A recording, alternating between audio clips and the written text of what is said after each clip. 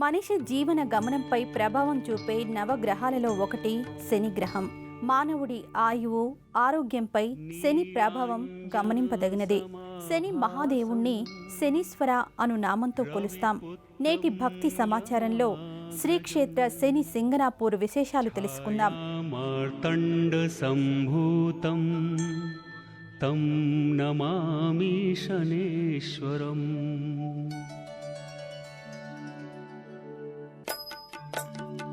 నీలాంజన సమాభాసం రవిపుత్రం యమాగ్రజం ఛాయామార్తండ సంభూతం తం నమామి శనేశ్వరం. నీలాంజన సమాభాసం రవిపుత్రం మహారాష్ట్రలో అహ్మద్ నగర్ జిల్లాలో నేవాసే తాలూకాలో నెలకొని ఉన్నది. షిరిడీ క్షేత్రానికి సుమారు 70 కిలోమీటర్ల దూరంలో, అహ్మద్ నగర్కి 35 కిలోమీటర్ల దూరంలో ఉన్నది. మన దేశంలో శని ఆలయాలు అరుదు.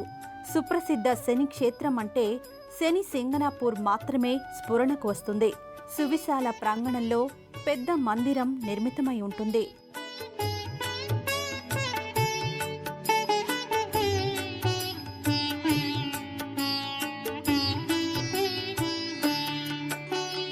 నీలాంజన సమాభాసం రవిపుత్రం యమాగ్రజం ఛాయామార్తండ సంభూతం తం నమామి శనేశ్వరం.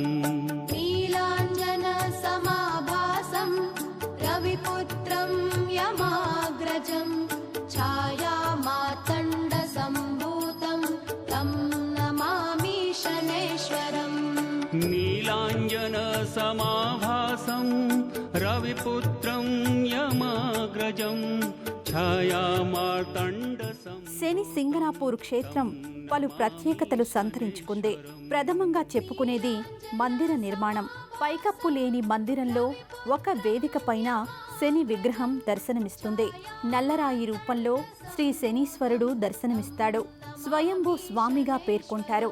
స్థానికుల కథనం ప్రకారం స్వామి ఎప్పుడు వెలిసారన్న వివరాలు ఖచ్చితంగా తెలియవు, కానీ సుమారు 300 సంవత్సరాల క్రితం నుండే ఇక్కడ స్వామి వెలిసారట. ఈ గ్రామంలో నివాసముంటున్న గొర్రెల కాపరి తొలిసారిగా విగ్రహం చూసి ఏదో రాయి అనుకుని త్రవ్వసాగాడు. వెంటనే రాతి నుండి రక్తం వచ్చిందట. గొర్రెల కాపరి ఊరి వాళ్ళని పిలుచుకొచ్చి విషయం తెలిపాడట. అందరూ వచ్చి రాతిని చూసి ఆశ్చర్యపోయారట. ఆ రాత్రి అతనికి స్వప్నంలో శనిదేవుడు సాక్షాత్కరించి, నేను రాతిని కాదు శని మహాదేవుణ్ణి అని పలుకగా, స్వామి మరి నీకు ఎలాంటి మందిరం నిర్మించాలి అని పశువుల కాపరి ప్రశ్నించాడట. నాకు ఆకాశమే పైకప్పు, కావున కప్పులేని మందిరం నిర్మించండి అని శనీశ్వరుడు అనుజ్ఞ ఇచ్చాడట. స్వామి అనుజ్ఞానుసారం భక్తులంతా కలిసి కప్పులేని మందిరం నిర్మింపజేశారట.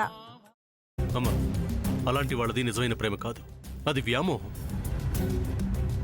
ఎగ్జాక్ట్లీ చిన్నత్త, నిజంగా ప్రేమించుకున్న వాళ్ళు అలా చేయరు. ఎంత మనసు విరిగిపోతే కన్న కూతుర్ని పట్టుకొని మా దృష్టిలో చచ్చిపోయా ఉంటుందా తల్లి? అది సరే అమ్మా, తన కూతురుతో తన మాట అనేటప్పుడు ఆమె మాటల్లో వ్యథ, కళ్ళల్లో బాధ గమనించావమ్మా? పెద్దబాబుకు బర్త్డే విషెస్ చెప్పు కూడా వెళ్ళాం కదా. ఊరికే ఎలా కాలిపోతుంది? మంట పెడితేనో పడితేనో తగలబడుతుంది.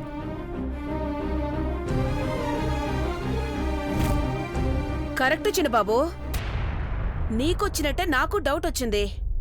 పార్వతే షర్టును తగలబెట్టిందనుకుంటా.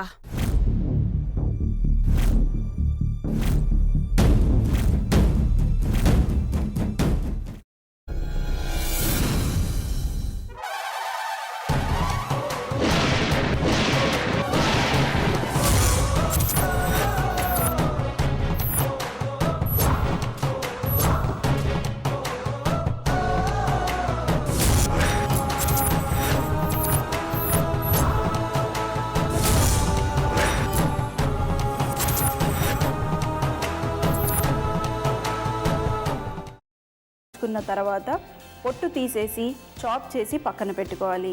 ఒక ప్యాన్లో కొద్దిగా నూనె వేడి చేసి అందులో ఆవాలు, మినప్పప్పు, శనగపప్పు, కరివేపాకు, సన్నగా తరిగి పెట్టుకున్న ఉల్లిపాయలు వేసుకుని 1 నిమిషం పాటు వేయించుకోవాలి. ఆ తర్వాత కాల్చి కట్ చేసి పెట్టుకున్న వంకాయని కూడా అందులో వేసుకుని బాగా మిక్స్ చేసి బౌల్లోకి ట్రాన్స్ఫర్ చేసుకుని అందులో తగినంత చిక్కటి పెరుగు లేదా పల్చటి పెరుగు వేసుకుని మిక్స్ చేసి అన్నంతో కానివ్వండి, చపాతీతో కానివ్వండి సర్వ్ చేసినా చాలా బాగుంటుంది.